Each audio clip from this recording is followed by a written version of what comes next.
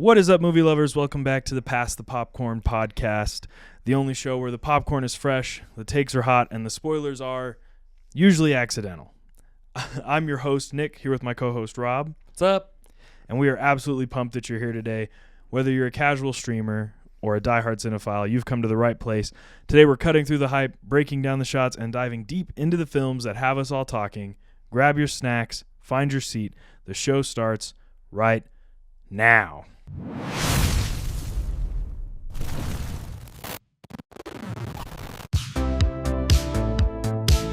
Episode 5, man. Episode 5. Episode 5. Every milestone. It's, and I feel like 5 episodes in. That's a pretty big deal, man. I know. That's awesome. This has been going for 5 weeks. Christmas episode was a blast. Mm-hmm. So much fun. If you didn't check it out, make sure that you do. For those that you don't know that are just new to the pod, make sure that you check out the previous episodes. You'll notice that our format typically goes like this. We start off the episode with a kernel of news, which is Hollywood news. Mm-hmm. We're talking about those things. We go into post-popcorn perceptions, which are either movies or TV shows, at least major ones, that we have watched this past week and we felt like we want to reflect on, even just momentarily. And then we will do what we call our movie of the week. And the movie of the week is the movie from the wheel. And that is this week. The last time we spun the wheel, it was Scott Pilgrim versus the World. Mm-hmm. Then we took a Christmas break to talk about Christmas movies. But the last time we spun the wheel, it landed on Superman the movie. 1978. 1978 Superman. Not the one with David Cornsweet. Not the one with Henry Cavill. Nope. This one The was OG Superman. OG. And I know there's George Reeves prior to that, but everybody knows that the OG is the Superman. It is Christopher Reeve. It's Christopher Reeve. So we're going to get into that here in just a second. But first, let's talk about a kernel of news. Mm-hmm. There's a little bit. It's kind of a low time for news right now. It's the holidays. There's not a lot. But there is a little bit of Hollywood news out there for those of you that are pop culture fans and you follow along with some of these things. The first one is that they're talking about right now that Hollywood is recalibrating the blockbuster model. So people are talking about the idea of superhero fatigue, IP burnout, all of this kind of stuff. This is not new news, but James Gunn recently said that DC Studios will no longer greenlight films without finished scripts. That we've been greenlighting stuff without finished scripts before this? Yes, which is so funny because we're going to comment on that in a second when we talk about Anaconda. So which is really, really great. But yeah, and Disney leadership has also acknowledged that Marvel is, put way too much stuff out there, way too over output, and so they need to do a slower, more selective release strategy. Which they've been doing for quite a while now. They have been doing for quite a while, but we're going to see how that's going to end up going because Bob Iger, I don't think, is going to remain the leader at Disney for much longer. Well, I mean, he left. Yeah. They kind of ran the company almost into the ground. So he came back. At least on the movie side. Yeah, at least on the movie side. So he came back to kind of like right the ship, but he wants to be done. Yeah. No, he clearly wants to be done. He wants to be done. He wants to either retire or do whatever else he wants to do. He wants to sip margaritas at Disneyland. Yeah, that's it. Well, maybe not at Disneyland. He's Bob Iger. I'm sure he wants to do. He could. You're right. Disney World. Disney World. You're probably right. But we are going to see development slates and movies released. I think we're going to see fewer projects. We're going to see more focus. Mm-hmm. What are your thoughts on all of that? I think that's good. I think that's wise. As far as it comes to like IP fatigue, superhero fatigue, I understand it because when you look at like movies that have come out a lot recently, you get a lot of established IPs or you get a lot of superhero movies. But like I really enjoy the original ideas and everything. And when you're releasing constantly IP movies and all these other things, that's what's filling up the theater, so you don't have a ton of screens for those original pieces. So the fact that they're saying, hey, we see this as something we need to dial back on, I think that's a really good thing. I think that's a good it is. It is. I feel like it's great news. I would love to see where they actually go with this, but I would like to see them slow down some of this stuff because I would like I think the more they release big IP, it's going to always take, whether it's good or not, it's going to take the lion's share of the attention and the marketing. And I'd love to see smaller projects get more attention. I do love how Timothée Chalamet has been advertising for Marty Supreme. which we're going to go see this week. We're going to go see that this week. And so I'm really excited for how he's been advertising that. That's really, really cool.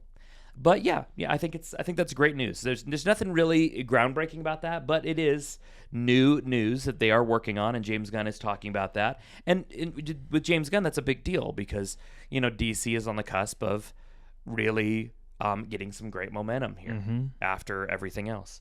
Also, with Anaconda, in the note of Anaconda, which we'll talk more about Anaconda in post Popcorn Perceptions, people believe that with the success of Anaconda, because it's been a big success. I mean, it's made, I think so far worldwide, almost $50 million on a $50-60 million budget, and that's just in just a few days. Nice. Which is great. We want to see comedies succeed again. I love me some good, this was as close, I think, to a late 2000s comedy that we've had in a while. This is so much fun. This is reminded me of, old comedies that you don't get in theaters anymore because they just tank. You don't. And the last one I can remember seeing in theaters like that was No Hard Feelings with Jennifer Lawrence. Yes, and that was pretty big. That was a pretty good. That was a funny one, and I was like, oh, we're finally getting good comedies again. And then they stopped making. They didn't do anything released else like Naked Gun, but again, Naked Gun is, is a little bit different, and even it didn't do that great. It did okay, but casting Jack Black right now is a big deal. You're gonna get people in theaters if you cast Jack Black in your movies. And you put him and Paul Rudd together, it's great. So I love the idea with comedies is that what they're going to do is maybe what they'll start doing is adding comedic actors to comedy sci-fi projects, comedy action, but putting some good big names in there that can sell movies. I don't think you need a big actor to sell necessarily every movie. No. But a comedy, they have to be a proven entity. Yeah, they have to be somebody who will get laughs. Oh, yeah. Just for saying some of the most mundane things or things that you wouldn't think would be funny, but because it's that person and their delivery, it makes it funny. Like Will Ferrell. Will Ferrell you could put in a movie, and the way Will Ferrell delivers a line, it's going to be funny. But he even did too many projects there for a while that by the time he released, remember the Sherlock movie, Holmes and Watson? Yeah. Dude, that one was terrible. One, the movie was not funny. And two, it just tanked. They were like, hey, Will Ferrell and John C. Reilly? And everybody's like, let's just go see it. And then it was garbage. It was really no good. It's not worth a watch. So, comedy's on the way back. That's really, really good news. And finally, one last thing is with, again, the success of things like Superman, Anaconda, different things like this, that legacy IP is, they're thinking, studios are starting to think that what we should do, instead of remaking these things, let's reinterpret them. Superman is spiritual successor. Yeah, a spiritual successor, a spiritual sister, a spiritual successor, as Jack Black says in Anaconda. So they're kind of thinking like, okay, let's remake the feelings. We can't remake feelings. We have to re-earn the feelings, but let's give them just a little bit of nostalgia. But let's give them something new and funny they haven't laughed at. Or even with Superman, let's give them a little bit of and I'm talking about David Cornsweet Superman. Let's give them a taste of some of the things they love from the past, but it needs a new visioning. It needs something fresh. Yeah. Yeah. Any thoughts on all of that? I think that's good. Because when you get things when you think about it, one of the first ones to do it was The Force Awakens, and that's just A New Hope. Yeah. Just with a different cast of characters. But I prefer things that are in the same vein, but it's not just a rehash. So hopefully Hollywood is on to something here, and we'll find out more news. Hopefully after the break, we'll start to get more news on the WB merger with Netflix to see if that's actually going through. But of course, right now with the holidays, they're not going to say anything on that. So we'll wait to see on all that. But that leads us to our next segment here. Post-popcorn perceptions. Yeah, post-popcorn perceptions. And it has been a big time since it's technically been 2 weeks since our last one because we didn't do this last week, we have seen quite a bit of movies in theaters. You and I have seen quite a bit of movies in theaters. Yeah, it has been a lot. Now, you saw one without me. Mm-hmm. What did you go see? I went and saw Hamnet. For those of you who don't know, this is a more artistic Chloe Zhao movie. Indie. Yeah. Talking about Shakespeare and his wife and their life when their son Hamnet died, and how that inspired Hamlet, the play. This movie had me crying. Wow. It had me laughing. It had me just like, it was so good. This is like when you're talking about those more original movies. Yeah, it's based on like Shakespeare's life. Yeah. But they don't say Shakespeare. They don't say William Shakespeare until like the last 10 minutes of the movie. It's still original story for the most part. Yeah. And this is Paul Mescal. Yes. And I just saw her name.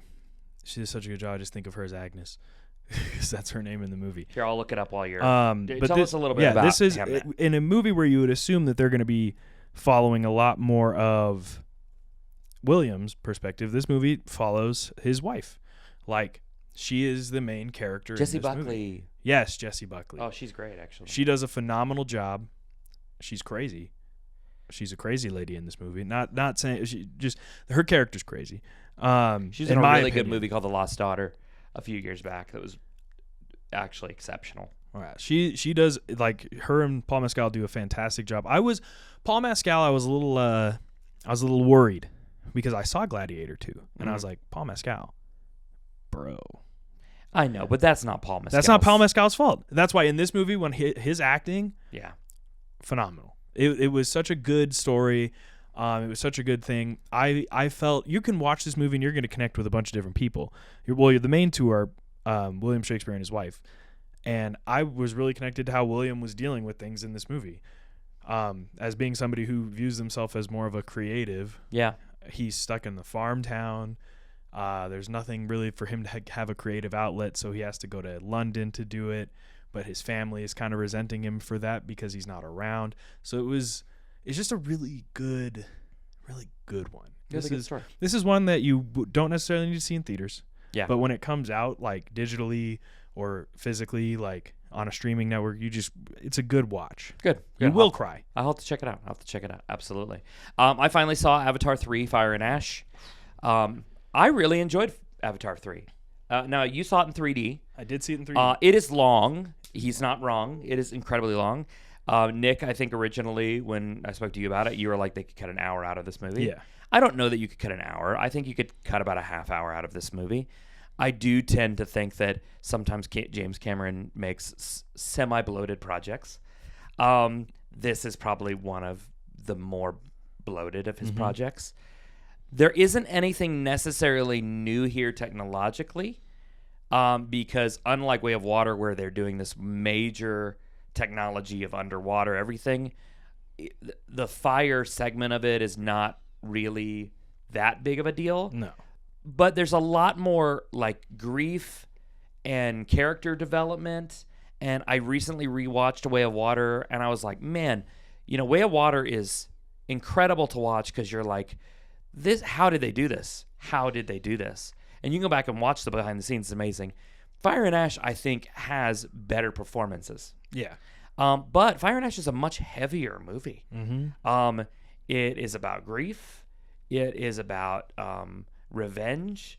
It's about, holding hate in your heart. There's a lot of different themes there. It's about parenthood. It's about withholding forgiveness. Mm-hmm. There's a lot of very heavy themes. I don't know if they're going to. I highly doubt that Avatar 3 is going to make $2 billion worldwide. I don't think it's going to get there. I think it'll be the lowest grossing of the three so far. I think Disney's doing everything in their power with things outside of the movie. Yes. To get it to make a ton of money.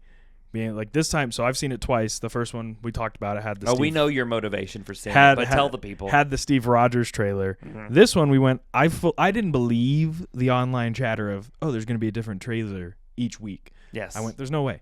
Then it started and I went, this isn't the Captain America teaser. Yeah. This is a Thor teaser. We're getting an X-Men one next. This is a Thor teaser.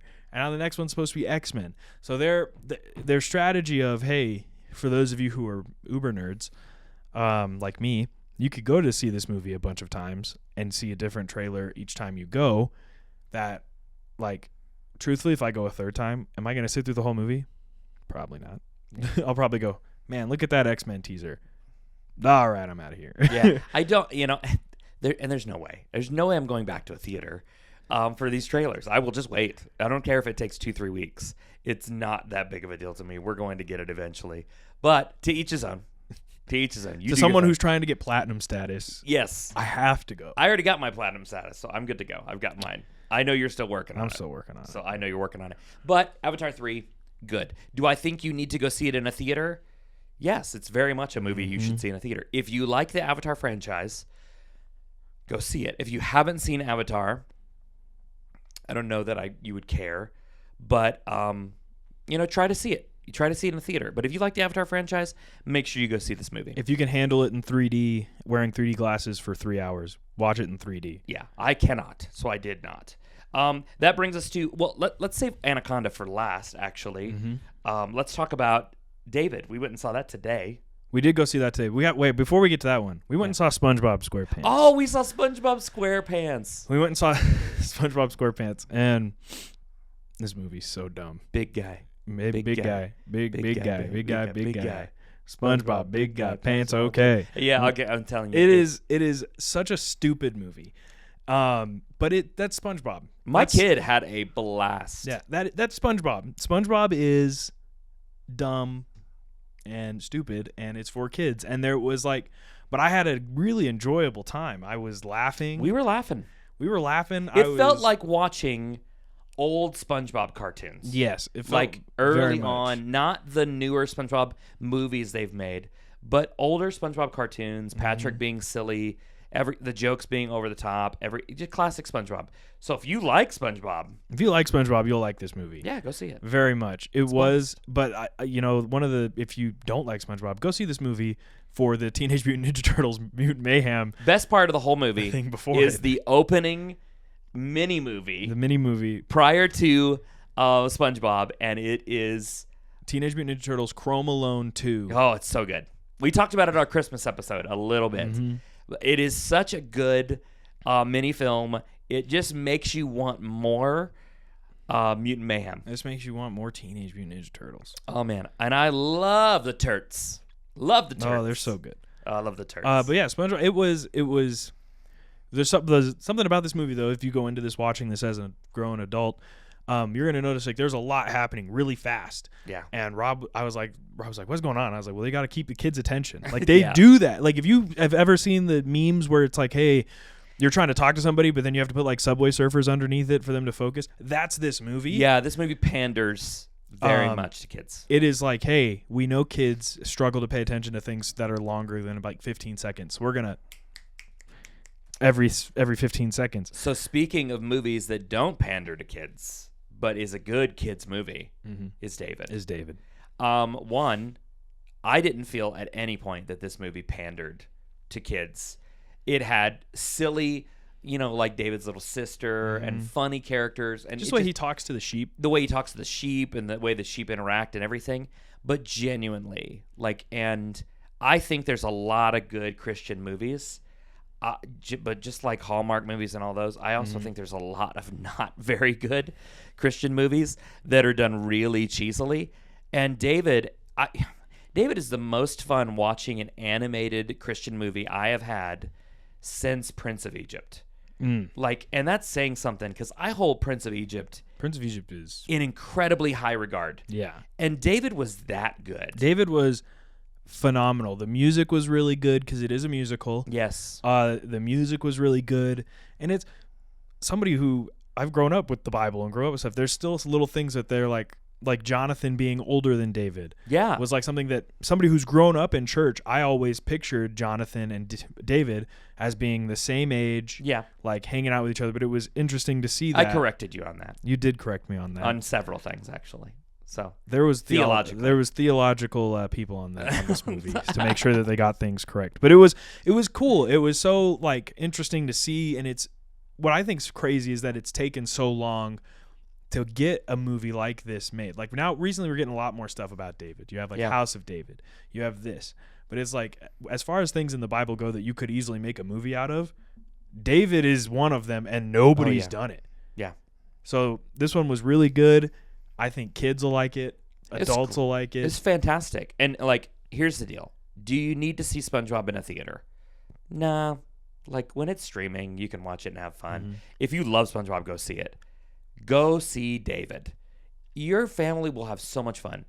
Take the grandparents. Mm-hmm. Take everyone.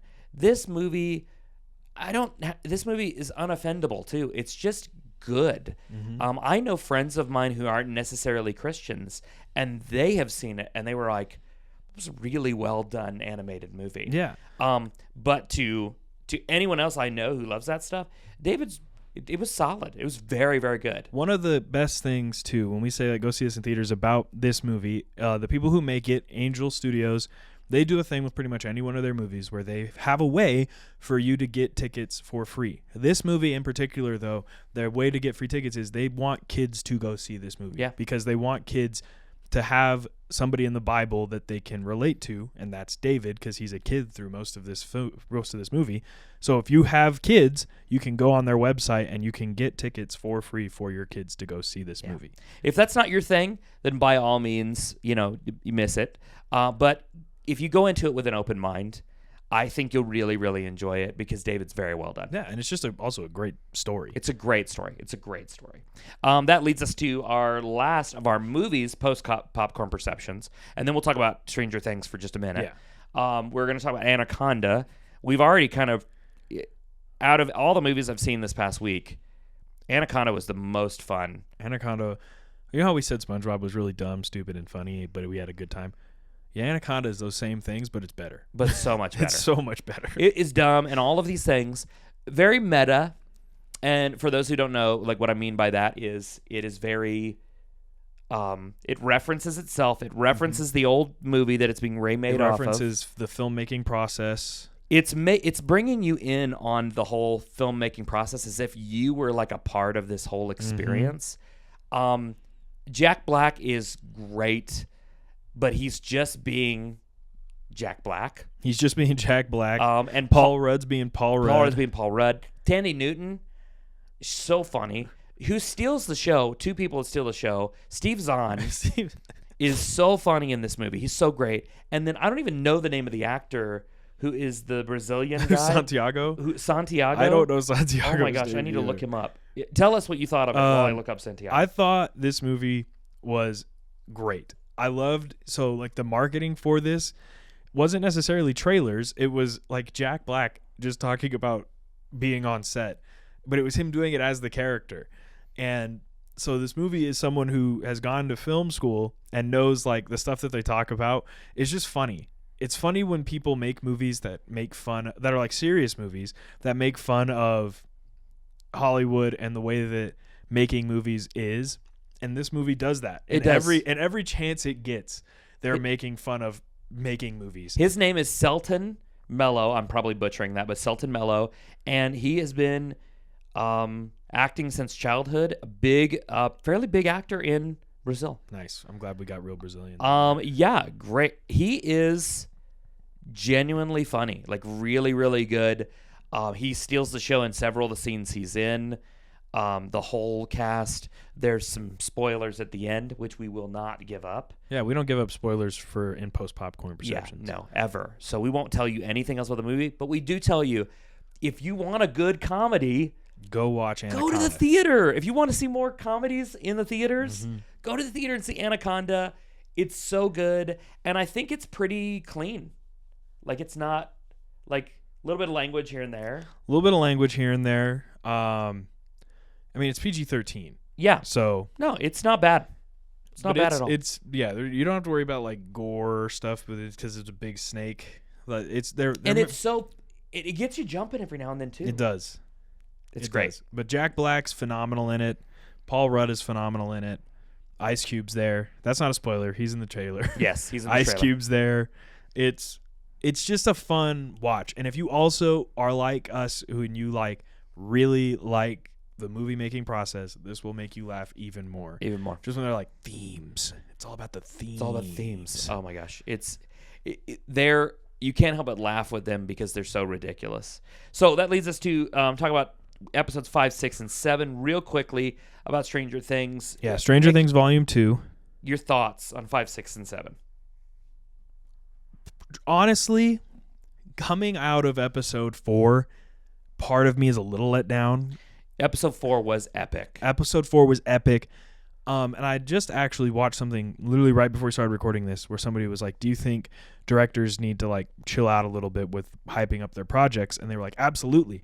Because similar to, and I don't know how you felt about this, but similar to Peacemaker's season finale, James Gunn hyped it up so much, and it wasn't anything that anybody had expected, which he didn't say it was going to be anything specific. Wasn't as good as the second to last episode. No, was not nearly as good as the second to last episode. Yeah. So with this one, the Duffer Brothers had said that Volume 2 is going to be a bloodbath. It's going to be crazy. And there were some really cool things revealed, but like I'm interested in the finale, but I was definitely I felt hanging a little bit on so many things. I do feel like they're hanging on to a lot for that last episode. They didn't want to give too much away, which I get. And did I enjoy my time? I had a good time watching all those episodes. There was some crazy stuff that happened. Is it like, do I think we're in danger of them fumbling this series finale? A little bit. I'd be lying if I didn't say a little bit. It's a 2-hour and 8-minute season finale. It's big. Oh yeah. Well, I mean, the episodes for this volume were supposed to be big. They were all each episode was supposed to be about 2 hours, and they cut out so much. Yeah. And so I'm like, that's where I'm left wondering so much of, did you guys cut out too much? There was some stuff floating online that was showing all the running times, and I think a lot of that was fake. It's really hard to be able to discern what's real and what's fake anymore in the age of AI, but I think there's a lot of fake information out there. I don't believe they were supposed to be as long. I believe they were I don't think they cut a lot from them genuinely, in my opinion. But I do believe that episode 5 was good. Episode 6 was good. Episode 7 was let down. Episode 7 was definitely a little let down. And they chose to focus on some things that I don't think are necessarily bad. I just think they took way too much time playing out certain scenes that didn't really need it. And it feels like very little payoff. So I'm going to wait until New Year's Eve. We'll see. Yeah, got to wait and see if they're sticking the landing. Got to see if they're going to stick the landing. The season as a whole, when it comes to the last season so far, for me, I've really enjoyed. It's been kind of all over the place a little bit. I don't know why we're focusing on Holly so much. I like the actress. Holly's cool. Yeah. I like the stuff with the kids.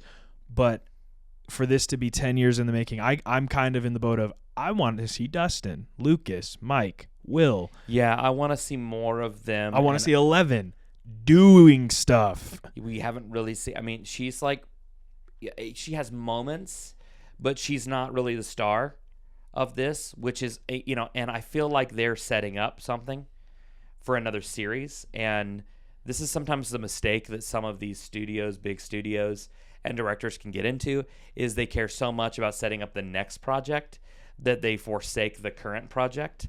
So I really hope they don't make that mistake. If you ask me to rank season 5 amongst the season right now, it'd be in bottom half. Mm-hmm. I mean, I think season 4 is better than this already. I think season 3 is my favorite. The Mall? Yeah. It's a great season. Season 3 it goes, for me, it's like season 3, season 2, season 3, season 1, season 2, season 4, season 5 right now. I would go season, probably pretty fair. I mean, season 2 is okay. It's okay. It's okay. It has. That was a time when they were like. And speaking of the bad moment from season 2. Oh my gosh! Hang on, before we touch on that. See, this was back when, and I saw the release dates. Was season 1 came out, they took a year, and then they made season 2. Yes. So yeah, and then they started doing. Well, let's take 5 years in between these seasons. Oh yeah. For some reason, and have these kids become adults, but still be kids. Yes. So I think that's why I think season 2 is a little compared to the other ones, but I still really enjoyed it. Was they were still kids. They didn't take forever to come out with it, but it did have the worst Stranger Things episode with the worst Stranger Things character, who they brought back for some reason. Horrific. For some reason. And that's number 8, Callie, which you can feel any which way about her. She's a terrible character. She's a terrible character. I'm sorry. Actually, you can't feel any way. And she's awful. And mark my words. This is pre the episode. Mm-hmm. She is going to be the downfall of the final episode. I believe it. When you have a character, and this is why. So I've had people be like, oh, like they're like, oh, there's so many theories, and the Duffer Brothers said none of them are right. The Duffer Brothers lie through their teeth. When they say, oh, we had this episode where we meet her sister, and that was just supposed to be a thing. We weren't ever developing a spin-off show for her. And then Netflix, the company, says, we were. It was received so poorly that we said, why would we waste our money on this? So when you take the character, like, oh, we always had this plan for her. No, you didn't. No, you didn't.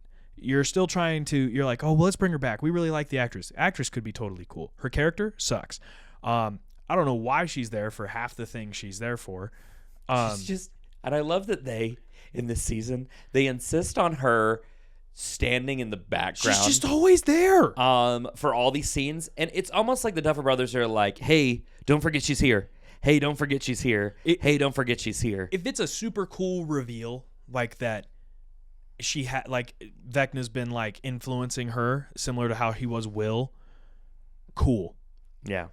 I don't think that's going to be the case. I think she's just going to be there and be like, we have to die to end all this. There's a reason why, and, like, I know there are big Stranger Things fans out there that might hate my take on this, but there's a reason why first season of Stranger Things, they got critical acclaim, everything, and since then have never received virtually any critical acclaim outside of David Harbour's portrayal of Hopper and maybe Winona Ryder's. And the reason why is because I think progressively the show doesn't necessarily get worse, but it gets lazy. And it cuts some corners and does some things that treats the audience a little dumb. And I feel that every now and then. So it's a show I like, but I'm a little skeptical right now after 5, 6, and 7. That's exactly where I'm at. I really like I started rewatching it again while I was doing stuff around my house. Season 1 is just so good.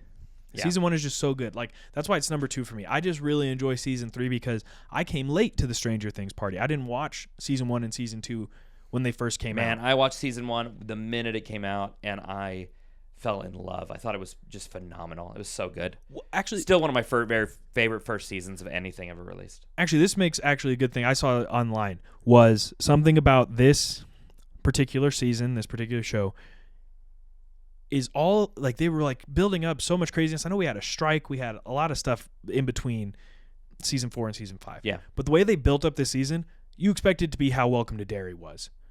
Oh yeah. Just insane. Yeah.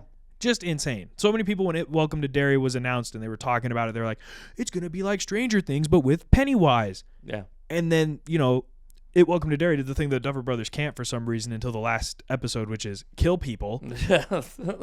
It's such a big threat. None of these people are dying, even though they're making terrible decisions. Nancy and Jonathan should have died. I don't agree with that take. Jonathan, my take is, maybe not Nancy. My take is Jonathan should have, and in a saving Nancy type way. No, I don't agree. I don't agree. I don't think either of them should have died. I don't think that they're the characters. Should anybody at this point have died? I don't think anybody necessarily should have died at this point. I really don't. I believe that what they're doing, saving everything for the final episode, is good. But I will tell you, I do believe that if they do not kill off a character or two, they're going to totally fly against the rest of the show. But I don't believe they should have died in that scene. I don't believe they should have died in that scene. If one of them was going to die, Jonathan, that's just because none of us really care. I don't really care about Nancy either. About Jonathan. I haven't liked Nancy since season 1. Oh, yeah.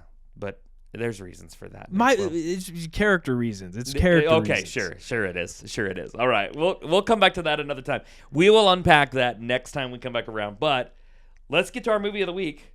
Superman the movie. Richard Donner. Oh my gosh. So Christopher Reeve. I had seen this movie several times prior to our rewatch.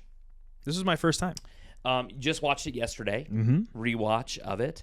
Let me give you a little bit of. Let me set it up. Then we'll walk through it. Tell me your thoughts. All that kind of stuff. So a couple of things to know about Superman. Superman released in 1978. The year that it was released, the budget for it was approximately $55 million, which made it at the time one of the most expensive films ever made. Well, keep going. I'm gonna look up what that is in today's time. And so that's huge. $55 million in 1978 was huge. One of the most expensive films ever made at that point. Most big studio films at that point cost anywhere from 10 to, on the high end, $20 million. I'm not 100% sure what Star Wars cost, but Star Wars was also majorly financed by, what would be the number today? That would be $273,415,797. So you're talking nearly $300 million to make this film today. For its time, huge. It wasn't just a big gamble; it was a leap of faith, and it would go on to gross roughly $300 million. Which today, by that math, would be over $1 billion. Oh yeah, over $1 billion. Became the highest-grossing film of 1978. It became one of the top-grossing films of the entire decade of the 70s. This is pre-home video boom, where everything else, people are bringing home videos, so people were rushing to the theater to go see this. No superhero movie prior to this, and there were small projects, but nothing had ever been on this level. Without this, you don't get Batman later on, Tim Burton's Batman. And on top of that, the critics in the 70s loved this movie. They loved it. They loved Christopher Reeve's performance. They loved John Williams' score. They loved the fact that seemed like a really sincere and positive and fun film. And at the same time, this movie has a lot of restraint. It's not just all explosions and everything all the time. It's a lot of development of the character and the scenes around them. It was really, and that score, John Williams is killing it by this point. He's in his bag. I mean, we're talking Star Wars, and we're talking Superman, and soon we're going to be talking Indy, and he is going to be killing it right now. John Williams is making it happen. And just incredible movie. And Christopher Reeve, he came from someone who was doing small projects, but nothing like this. By the way, so $300 million in today's time is $14,913,588,096. $14 billion? Or hang on, let me read that right. 1.4. Yeah, 1.4 billion. 1.4 billion. That's huge. That is a massive success today, which means that Superman overall, there's never been another Superman movie that has had quite the success of the Christopher Reeve Superman movie. Man of Steel was big. Superman, the new one was pretty big. But none of them have had the success that this one had. And like I said, you get no Batman in the future in 1989. You will believe a man can fly. Will believe a man can fly. Yes. After watching it for the first time, I believed a man could fly. Yeah. Now you live in the age like it's going to be really, really easy, and the way we typically do this is we break it down frame by frame, not frame by frame, but scene by scene, and go through it. Before we do that, though, Nick, what were your thoughts on the film? Because you're how old again? Remind me. 27. Yeah, so you're about 20 years younger than me. We're talking totally different time periods for film. I lived through the films of the 80s. You rewatched them. What was this experience like?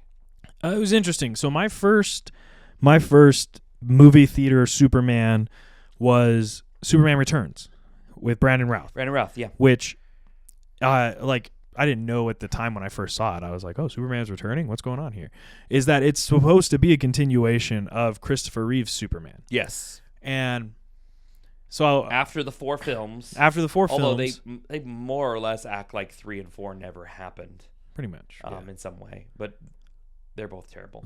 But go ahead. And so it was really interesting to see, in knowing that when I was watching this, how the people in Superman Returns did at portraying the people that they're supposed to be the same people at from this movie, and seeing certain things was really interesting. And then also seeing that my favorite movie theater Superman, for me personally, was still Henry Cavill. Yeah. So I was constantly comparing things to this. And one of the things was, I said this from the very beginning, very jump. First shot where we see characters is I went, this is really reminiscent of Man of Steel. Or I should say Man of Steel is really reminiscent of this. Incredibly so. So it was really fun to be able to see that comparison for the first time, where I was like, oh. Zack Snyder was showing love. He was really trying to. He was. And that's why, like how you said that's why you have a lot more respect for a lot of the stuff in Man of Steel that some people might not, is because he paid homage a lot of the time. Yeah, I do think Superman. that Man of Steel gets a lot of hate. I believe that Man of Steel is,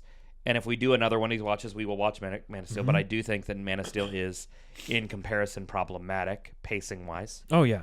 But it's still a love letter in many respects to this movie, to ultimately Jor-El and all of the characters of Superman movie.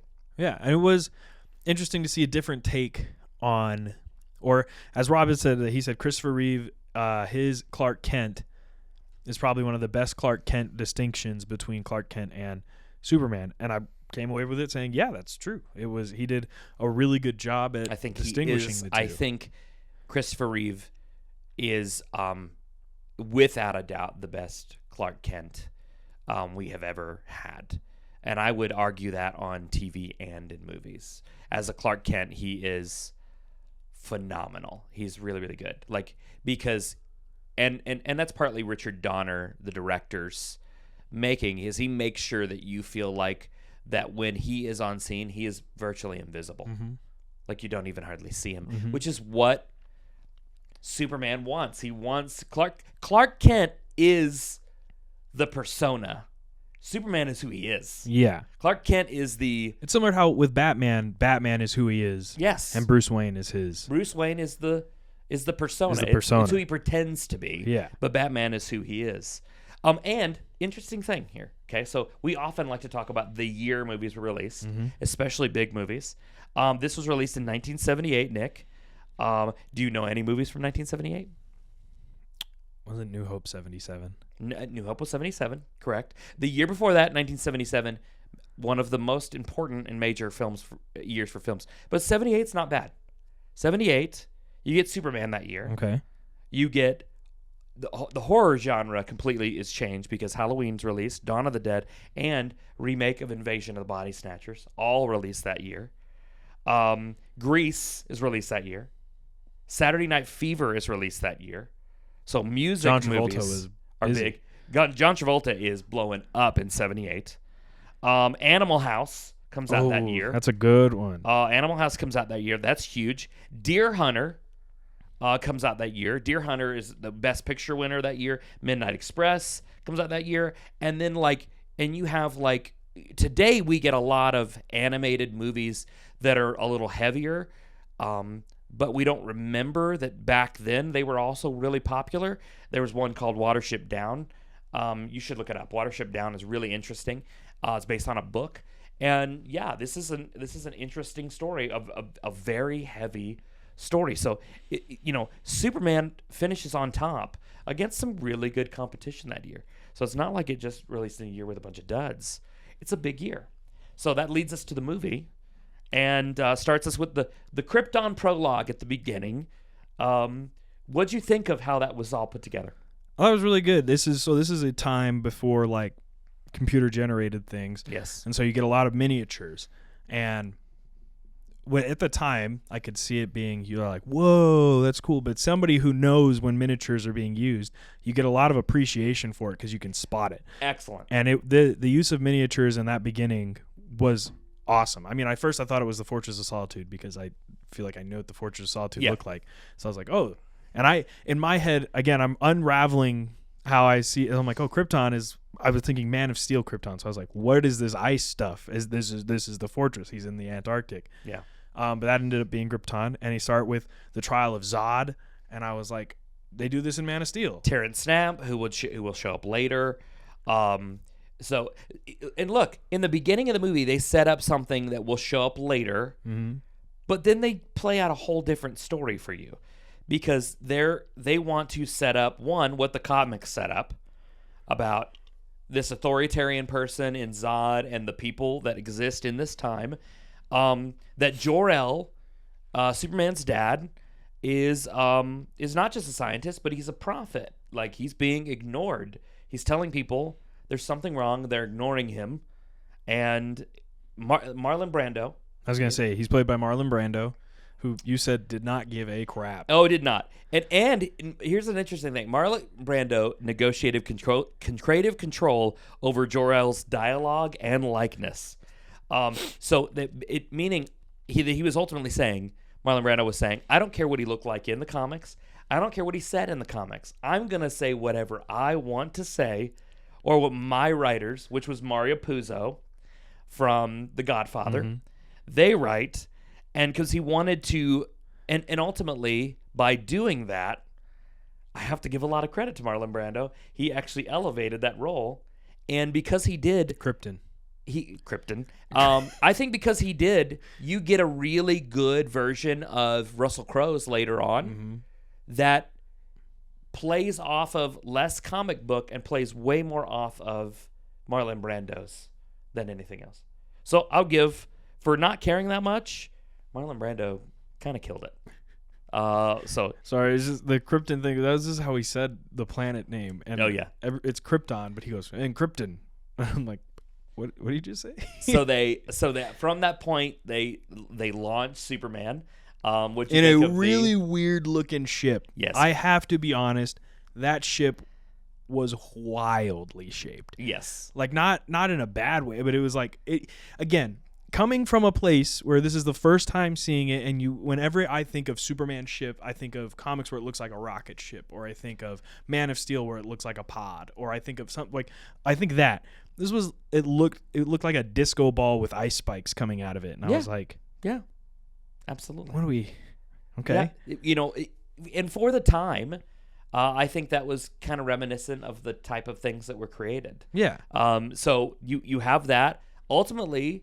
It plays up Superman as like this almost like like speaking of David, this Moses-like exile story that he is sent off.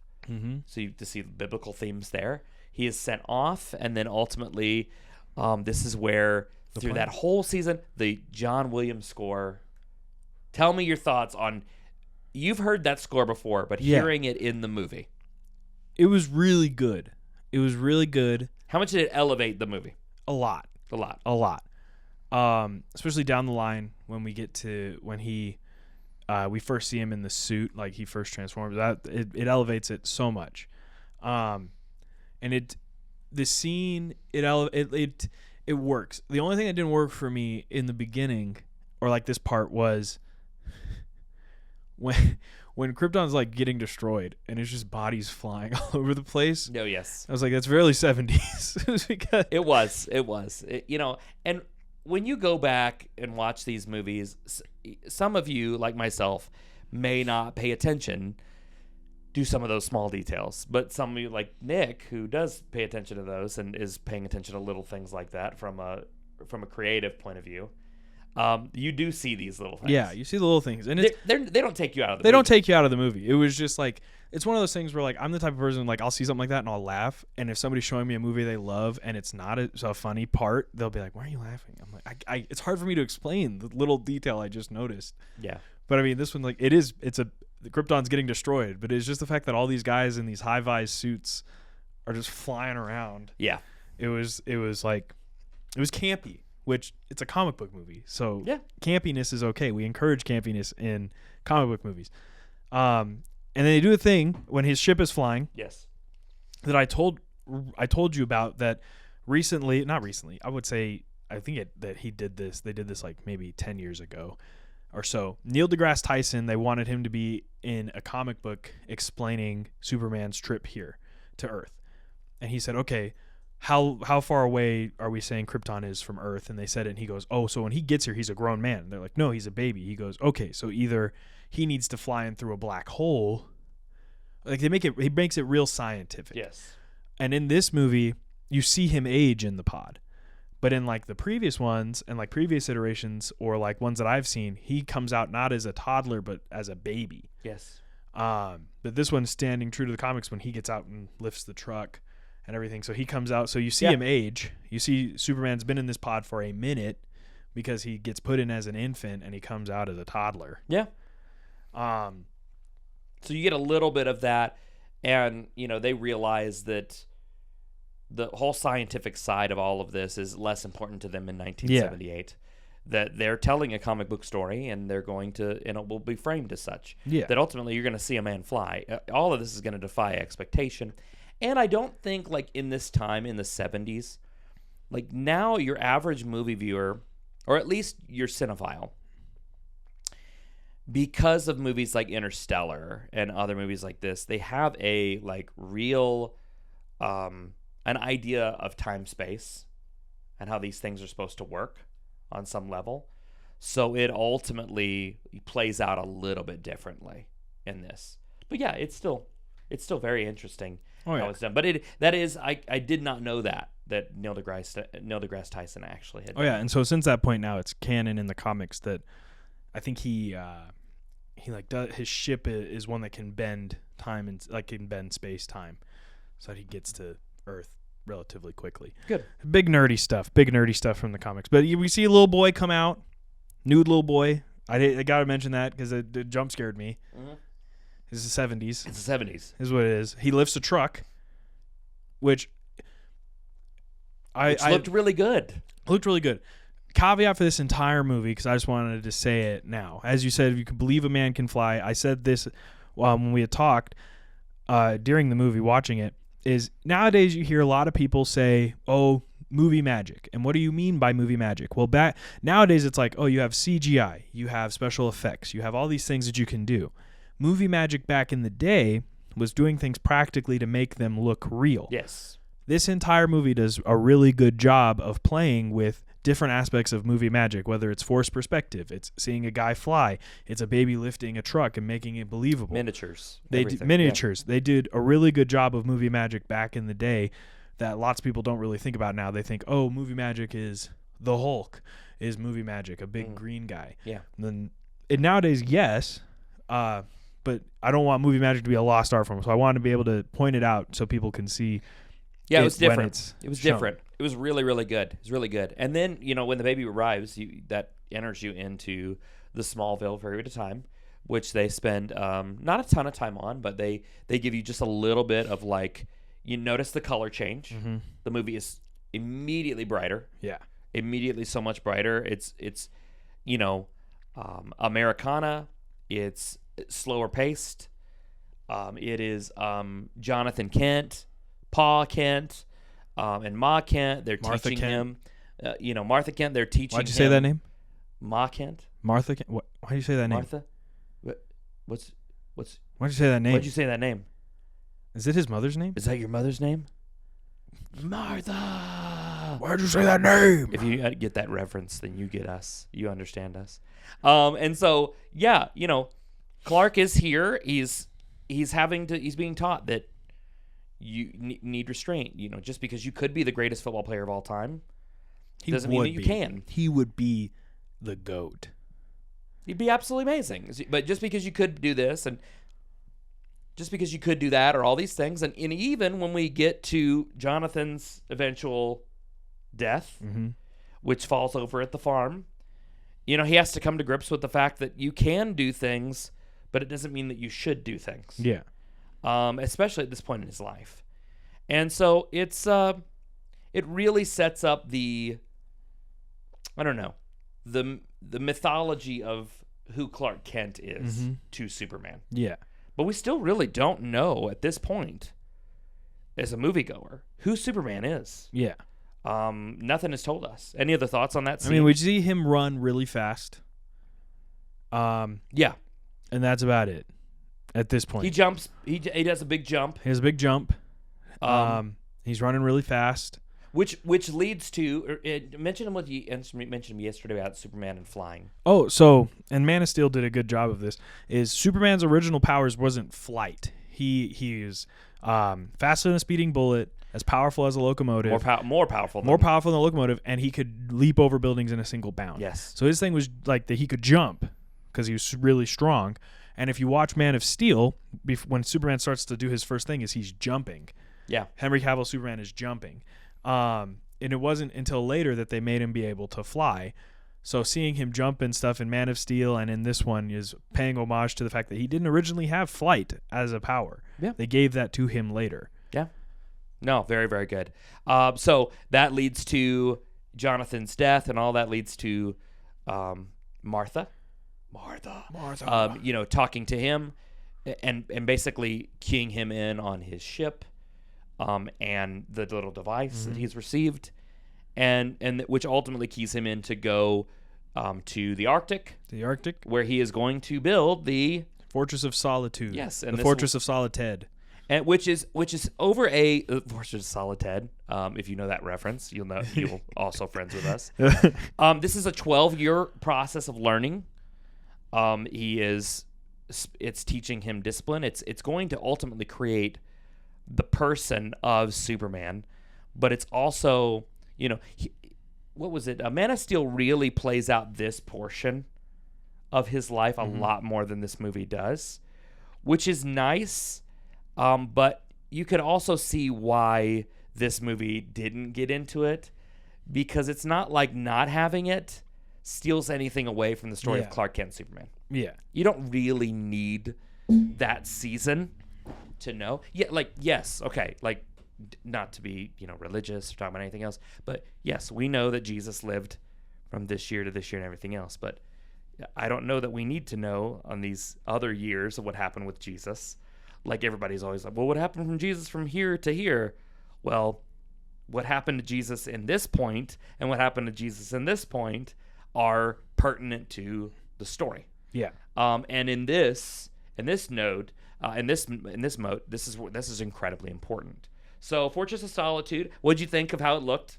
Looked really cool. That's how I envision the Fortress of Solitude being somebody who grew up on Justice League, the animated series, watching old clips from Superman the animated series. I expect it to be more of an ice structure. Yes. In the Arctic, rather than a ship.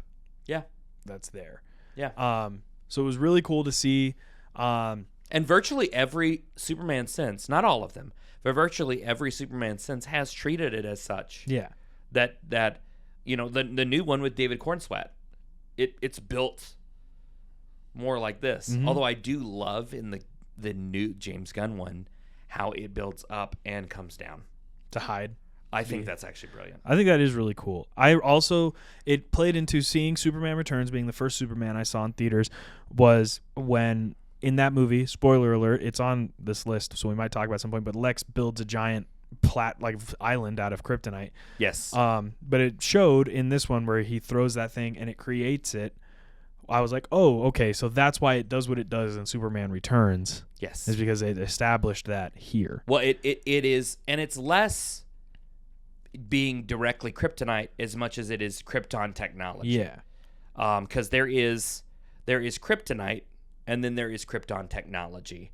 And so kryptonite is like a refined element, whereas Krypton technology, if it is given, it can actually expand. The way, if you're watching this and you know more about not Spider-Man, but Superman, and you can correct me, please, by all means, correct me. Leave it in the comments. We would love to have comments on this stuff. Which leads us to Metropolis. What'd you think of the Daily Planet? It was, as I said, my favorite Daily Planet was the Superman Returns Daily Planet. They did a really good job. It's based on this one. It is based on this one. So I thought it was really good, and it looked really cool. I liked their play on Metropolis and how it's the set pieces that they used, because this was probably more of a studio film than one on a location. Yes. But it was it was a big city. That's what it is. Metropolis is supposed to be. It's supposed to be a big, like the big city where he's at. Which canonically they play fast and loose with it. Yeah. Where some of these places are. But what I found out is the Metropolis from this movie was based around its design was based about Cleveland, Ohio, because Superman he moves from he's supposed to be moving from Kansas up to like Ohio-ish. Mm-hmm. In the more Man of Steel one, in the Snyderverse, it's more like Gotham is New Jersey, Metropolis is New York. But in the comics and everything, it's more Gotham is typically usually New York. Yeah. And Metropolis is not New York. But it looked really cool. And I know we already talked about this a little bit, but what did you think of, speaking of Metropolis, Clark Kent's, the performance of Christopher Reeve as Clark Kent? I think he does the best job. When I think about it, I was thinking about it in the way that I think about the Spider-Man, where you have like Tobey is a really good Peter Parker, but an okay Spider-Man. Yeah. Andrew Garfield is an okay Peter Parker, but a really good Spider-Man. Yeah. And Tom He's Holland a little too cool for Spider-Man. Oh, Andrew Garfield is too cool for Peter. For Peter. Absolutely. And then Tom is a good blend of both. In this one, I could see it as he is not he's a really good Superman. Yeah. He is my favorite Clark Kent. So I view it in the same way as Tobey, where I see him as he's a really good Clark Kent, but he is not, in my opinion, my Superman. Yeah, I love him. But he does a great job of it. Yeah. And it's not saying that taking anything away from what Christopher Reeve did, because he did such a good job. I really enjoyed both Clark Kent and Superman. He just wasn't my Wait till Superman 2. Watch Superman 2, and it may carry it forward even more. But I know you love the look of Henry Cavill. I do love the look. And I do love it. But Henry Cavill is also the worst Clark Kent. Oh, 100%. Of every version of Clark 100%. Kent. Like he's so bad. He's just Superman in a suit and glasses. Yeah. And he's still standing up as straight, and he's not goofy, and he's not invisible. He still looks like it just doesn't work. And yeah, it just doesn't work. But he is not good as Clark Kent. But Christopher Reeve does a really good job, and like you said, it is a lot of the direction too and the story choices. But his Clark Kent is really bumbly, very he's very unsure of himself. He's invisible, he's just kind of there. Yeah. But when you see him switch between Clark Kent and Superman, he's confident and sure of himself and well spoken. Not a goofball. He's Superman.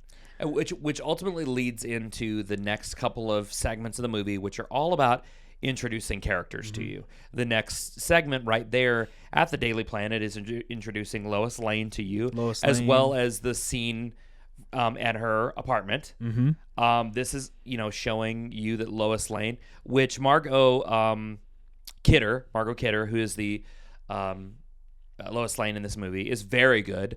Although I'm gonna have to give the edge to Rachel Brosnahan. I think Rachel Brosnahan is the best Lois Lane from the new Superman. Where do you put Amy Adams? Below Margot Kidder. Okay. Yeah. Below Margot Kidder.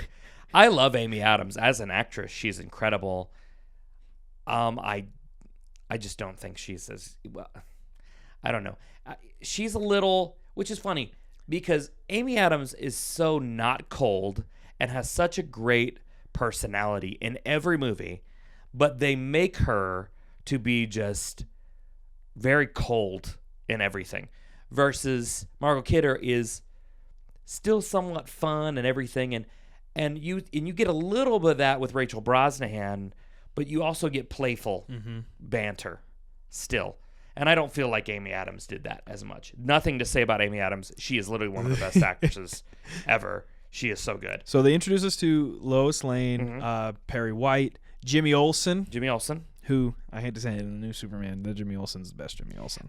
James Gunn who James Gunn had doing casting, cast his new movie very, very well. I think that's what they got very, very well.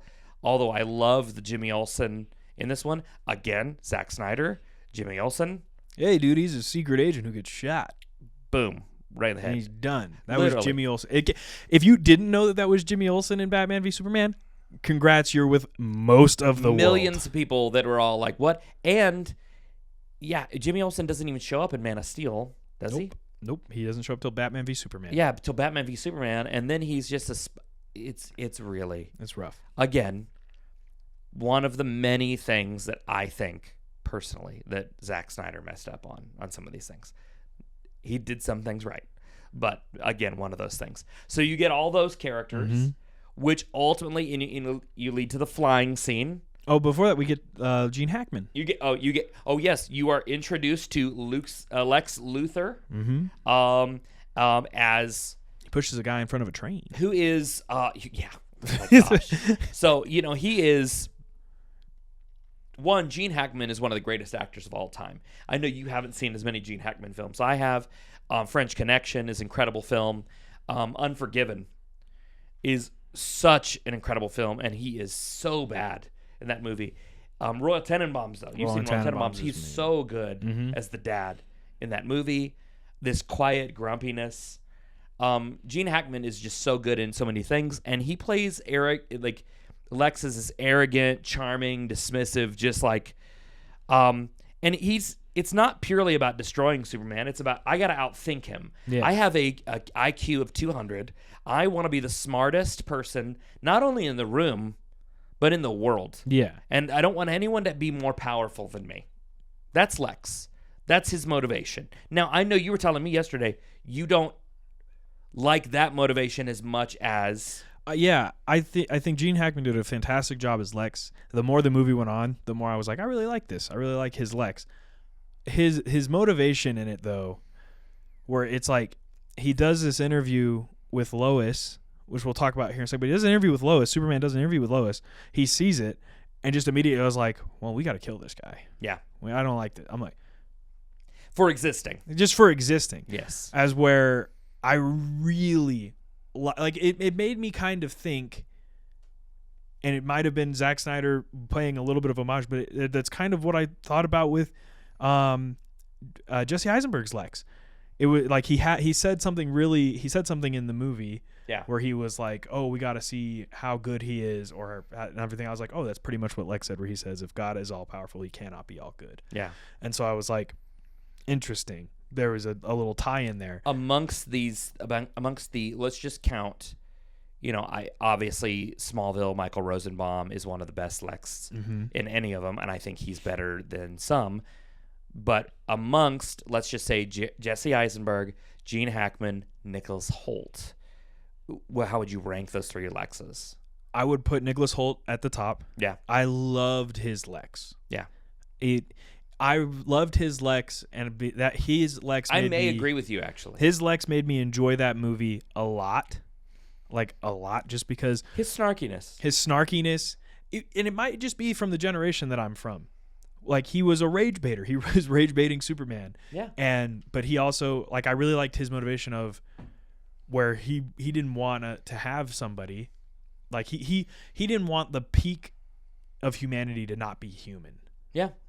And he was like, he didn't or want, American, or American, or un-American. Yeah, he was like, I want this, and he even in this one too, though. Something to be said there, huh?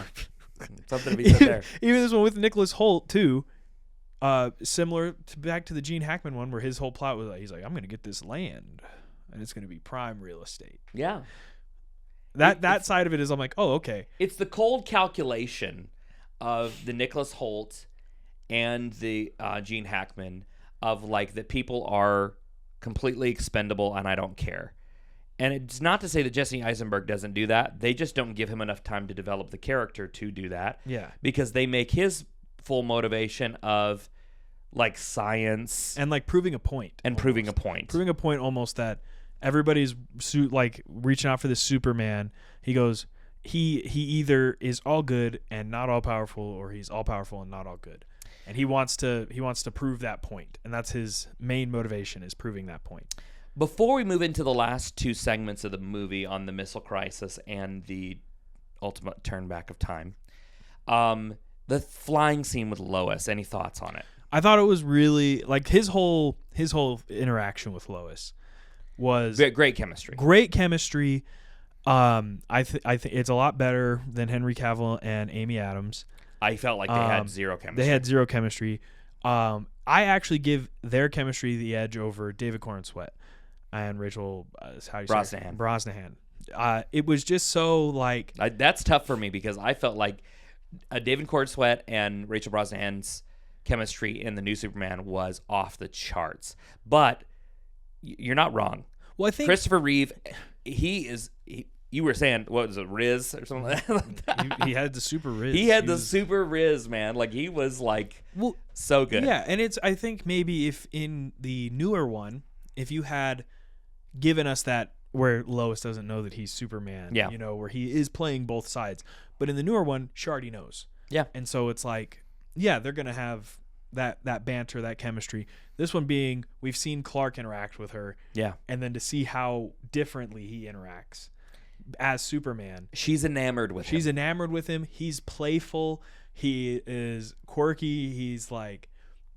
He's being the Boy Scout Superman. Yeah. But he's still truth, justice, and the American way. But he still has that Riz, which is really funny when she's like, "What color am I wearing?" He goes, "I can't see through this. It's lead." And then she like walks away, forgetting about it. He goes, "Pink," and she's like, "Oh." Just throws that out. And he's there. like, "I like pink, Lois." It's like it's crazy.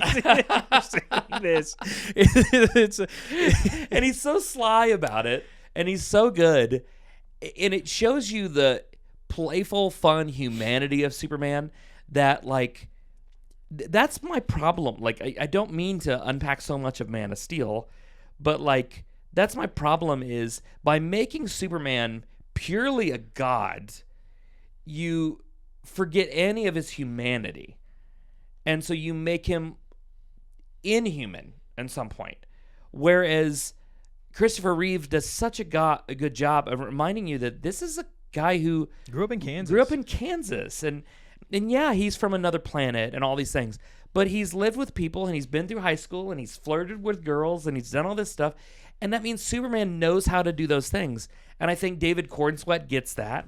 And I think that Henry Cavill probably would have got it with a better written script. But Christopher Reeve just does it, in my opinion, better than anyone because he shows the humanity of Superman. That he's fun. That he's quippy. Mm-hmm. He's got his lines that he's got in. He's got that Riz. He's got that Riz. Very, very good. And him flying around with her.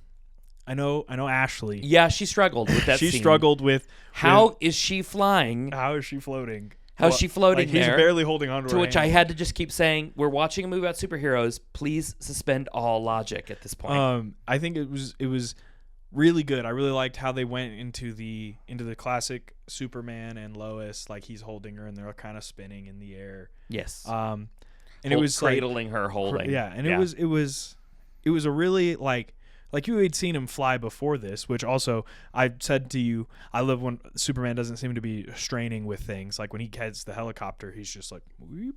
Yep. It's like, okay, cool, yeah, he's strong. It seems nowadays it's like we got to be like Superman struggling with all this stuff. I'm like, dude, he's holding up a tanker. Yeah, in Man of Steel, or he's why is he straining so much? Or he's fighting with holding up a building. He's Superman. It's like. Yeah, nothing. And so I really like how with Christopher Reeves, it's more just it's like you don't ever have him testing his strength at all in this movie. It's just he is strong, and he just does. Even when he flies with the plane, an engine's gone. He's just there and he's just waving. He's holding it up or when the train drives over him, and he's just there. He's just there. Like there's no struggle with it because he is Superman. So it was really cool. I really thought for it also being in like the 70s, like. You believe a man can fly. Like this is the first time you're going to see something like that. Would have been mind-boggling to people who didn't know how they did it. It'd be like, what? How'd they make that guy fly? Like, that's crazy. And I think it looked really good. Yeah. And then you get to the missile crisis with, and what's interesting about the missile crisis scene, they work. Gene Hackman and those guys work on, and his lackeys ultimately create a way so that these. Missiles, and then as any good villain does in any superhero, Bond, or any kind of thing, the villain explains their entire plan to the hero. I'm going to sink California. I'm going to sink California, and I'm going to hit the San Andreas Fault, and we're going to watch it fall, and I own all the land afterwards, and it's going to be the new, even though, again, logically, that doesn't make any sense, because there would be a massive fall off, and that's not how any of those things work. But, again, suspending logic. Suspend disbelief. Suspending belief in everything. Superman has to make a choice. Does he save people, or does he save Lois? Yeah. And you get real stakes here, because ultimately, in that moment, he loses Locust. He loses Lois in that moment. He's able to save most people. He saves that woman's family. He saves. He people throws in the that town. bomb. He gets the one missile out into space, and Yep. it comes back.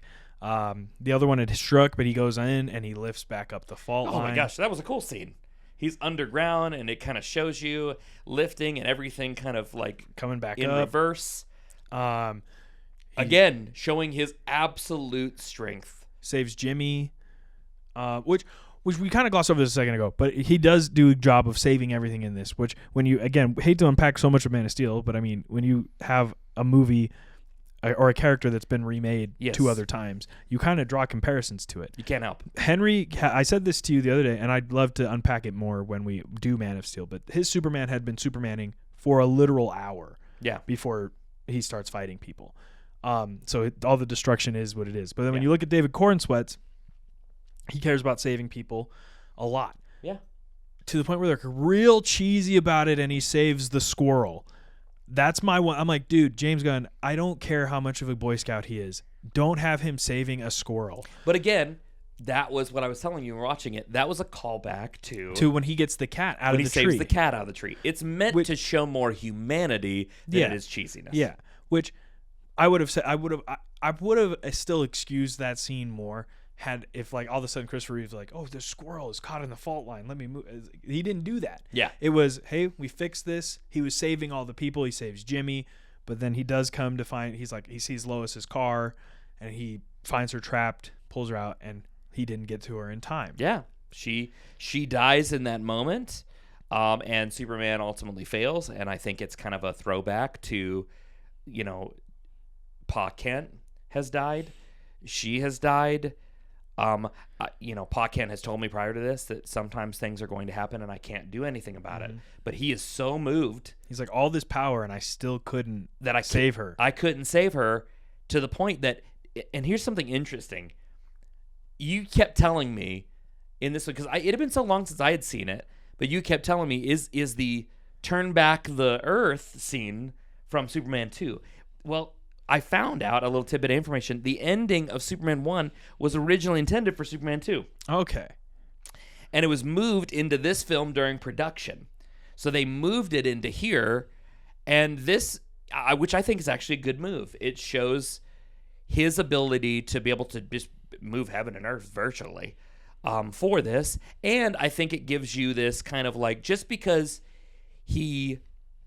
he has to find his own way to live through things. He couldn't help Pa Kent, so he had to live with what it was. But now as Superman, he's all, no, I have a greater responsibility to man. Where I can help, I will help. And with Lois, it's different. Mm-hmm. He cares about Lois differently. It's the quintessential. It's heartbreak. It's heartbreak, but it's also, when you think about it, all these superheroes, no matter who they are, they could have their rules. They could have their things. When it comes to MJ, Spider-Man's moving different. When it comes to Gwen Stacy, he's moving different. When it comes to Catwoman, Batman's moving different. Like Iris West, Barry Allen's moving different. And it shows that. But it does bring into account, when I was looking stuff up about how people felt about this movie, when it comes to like the comic book people, they go, well, Superman can't do that. Yeah. he can't just fly around the earth a bunch and change it and turn back time. He can't. But it's such an impactful moment that I just didn't care. Yeah. Seeing him like because it break gives you down and like scream, and then he just takes off. It gives you enough emotional weight that you're like, okay, Superman, you can do whatever you want in this time because it feels earned in this section of the movie here. It does. And honestly, and it led to some great memes. If you haven't seen the meme where Batman asks Superman to turn back time, and he goes, "I can only do it in specific instances," and the reason he's asking is Batman dropped his ice cream, and he's like, "Please, Superman." Yeah, that's a great one. That's a really good one. So eventually, a lot of superheroes would become these like grim reflections of a lot of our fears. Later, we're going to see that with Batman, with so many other characters, even in some ways, Spider-Man and how his story is played out, all of this kind of stuff, Tony Stark and Iron Man, all these things. Superman is this like reflection of hope. He's just different. That's what the S stands for. He's just built different, and sometimes really good movies don't ask what the world is. They ask what the world could be. Yeah. And I think that's what Superman does, is it shows like what could, like, yeah, this isn't reality, but what could the world look like with this kind of hope? Yeah, especially when it's in the, like, the first time when he first saves Lois and he saves the helicopter, we see him, it's not him saving the world. We see him going around catching burglars and getting cats out of trees. Very Spider-Man. And that's what I was going to say. Is that someone who loves Spider-Man as much as I do, the friendly neighborhood aspect of Spider-Man is something that I love. It's one of the best parts of Spider-Man.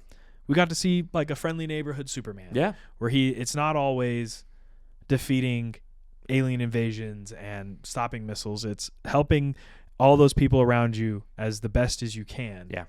To really be a Superman. Yeah. As so to say. Yeah. Absolutely. So kernels, how do you rank this one? So typically is 0 to 5 kernels. I think you have to give it at least a half a kernel. But I know you'll give this one more than that. Yeah. But since I've seen it before and I'm partial to it, I would say that Superman for me has always been like 4 kernels. I was just about to say I would give it around 3.5 to 4. Yeah. It was I'd say 4. Simply not even just because of like the content of the movie. Like, it was great. I really enjoyed watching it for the first time. I think I also give it that because without it, I don't know if we get Spider-Man movies. I don't know if we get X-Men movies. I don't know if we get one of my favorite genres of movie, which is you see Sam Raimi's filmmaking style without the horror. Yeah. But you see so much of his when he made Spider-Man, you can see all over it the footprints of or the fingerprints of Superman. Yeah. On every one of these. Yeah. It's really interesting. It's interesting. It's important. In the same way that Spider-Man created a whole genre Superman created a whole genre of movies. It created the look of a certain type of genre within those movies. And then virtually 10 years later in 1989, Batman will create a look for a whole nother level of genre of those movies. And it's, you just have to give it credit where it's due. Like, some people might be like, oh, this looks old, this looks cheesy, this looks this or that. But without it, if you love superhero movies, you wouldn't have any of them without this one. Years from now, people will look at a movie like Iron Man and they'll go, oh, but this stuff looked better. These suits, everything else, I can see the things. But you got to give Iron Man his due, just like you have to give Christopher Reeve. And I will tell the audience, and Nick's going to watch this one as well, if you haven't seen the Christopher Reeve Superman documentary, it's on HBO Max. Go and watch it. You will sob. It is beautiful. It is amazing. Christopher Reeve was an incredible human and the perfect person to play Superman. So, all right. Does that lead us to the wheel? Leads us to the wheel. Okay. 4 kernels each on that one. That's a good movie. That was a fun review. It was a fun review. It was a fun watch. Yeah, and absolutely fun. I loved that the tables had flipped since we done Jumper, and I had to rewatch that one as your not favorite, but like one that you were partial to. Yeah, one that I was partial to. And we will say on the wheel, tell them we added some more movies to it. So we went through. I disappointed Rob a little bit.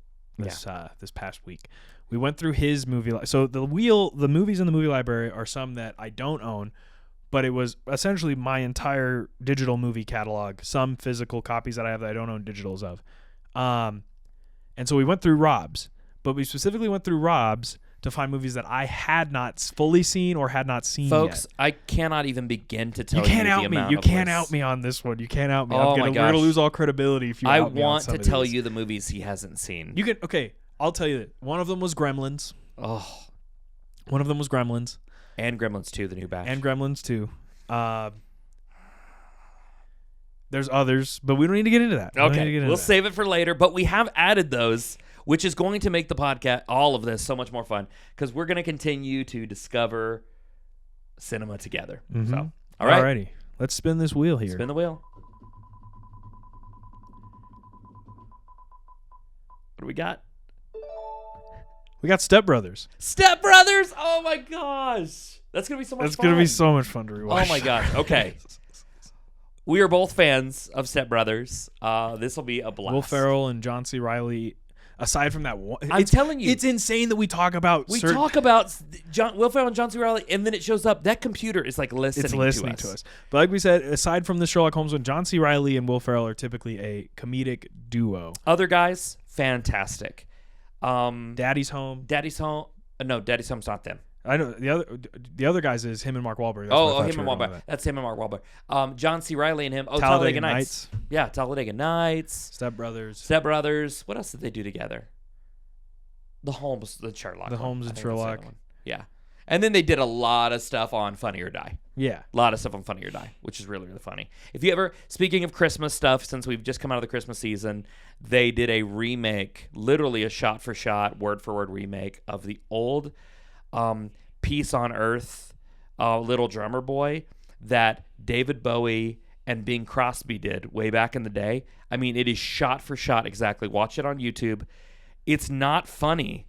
It's just totally a shot-for-shot remake. And seeing them do it makes you laugh, but it's not funny. Watch it. It's great. Worth a watch. Anything else we have for them today? No, other than that, thank you guys so much for watching. We say it every time, but it does mean a lot to us, those who give their time to listen or to watch. We really appreciate it. Comment, please. Please. Yeah, comment stuff. We have people come up to me and say stuff to me in person, and they'll be like, oh, I really want to talk about it. I'm like, put it in the comments. Put it in the comments. Put it in the comments. Let us know. Because when you comment, other people see the comments, and then you guys can talk about stuff, and then we can also see what you're thinking. So thanks so much for watching, guys. Remember, our Letterboxd and everything will be in there, so you can check out stuff that we're watching. On my Letterboxd, I have a list of ranking all the movies that we've watched. Didn't do any of the Christmas stuff, but like of the movies we watched, I'll have them ranked of where I put them in my own personal enjoyment. Yeah, that's a great idea. Then you can also see what we're seeing in theaters and what we're rewatching or what we're watching at home. Perfect. But we'll see you at the movies. Yeah.